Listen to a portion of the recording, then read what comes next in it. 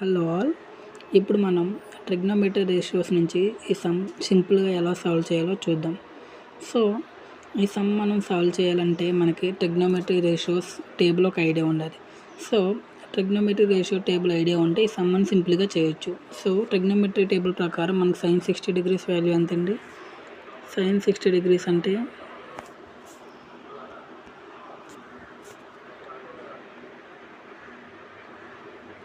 √3/2. మరి cos square 45 degrees అంటే cos 45 degrees అంటే 1/√2. సో కాస్ స్క్వేర్ కాబట్టి 1/2 అవుతుంది. మైనస్ కాట్ 30 degrees అన్న tan 60 degrees అన్న మనకు ఒకటే కదండి, √3.